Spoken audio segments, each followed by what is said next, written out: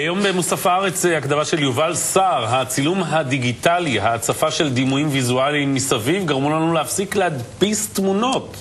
לא מפתחים, לא מדפיסים. אנחנו מקווים שהמחשב ישמור לנו את הזיכרונות הכי פרטיים, הוא לא תמיד מקפיד בעניין הזה, לפעמים הוא כושל. איתנו מיקי קרצמן, ראש המחלקה לצילום בבית צלל, וצלם עיתונות, בעברו. עדיין. וסיוון פראג' ממשפחת פראג' ההיסטורית, שהוא עדיין צלם, נושא את הלפיד.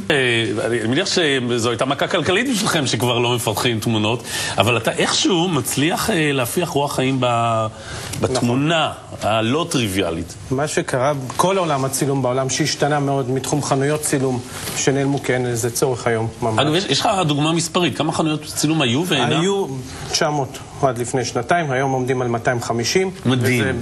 ובאירופה זה בכלל עוד יותר גדול. עכשיו, מה שאנחנו מנסים להחזיר זה את הצילום המשפחתי, שדווקא ביהדות יש היסטוריה למשפחה.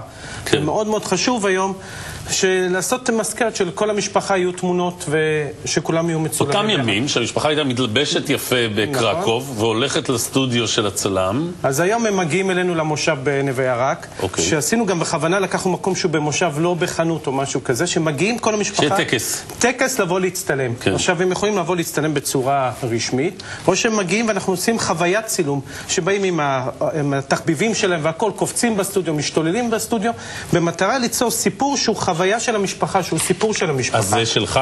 כן. אוקיי. אז זה ספר שלם של? משפחה שבאה להצטלם במטרה שיהיה להם... אפשר לדפדף?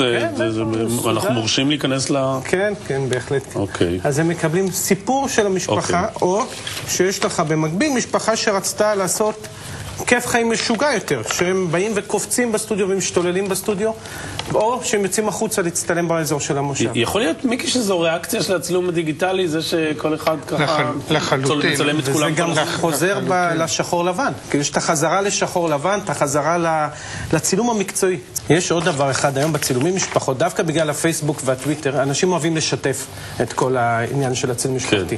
אז הם מגיעים להצטלם, מעלים את זה לפייסבוק, ואז הם מקבלים גם תגובות בפייסבוק על איך הם הצטלמו ומה הם היו. כל העניין של השיתוף, אז זה החיבור בין הצילום המסורתי הכבד בסטודיו לבין החיבור הדיגיטלי, שכל משפחה מעלה את התמונות שלהם בפייסבוק ואת התגובות בדברים האלה. אבל אין כמו הצילום המשפחתי הממוסגר, רצוי בשחור לבן, הוא יישאר כנראה איתנו. איזה תמונה יפה.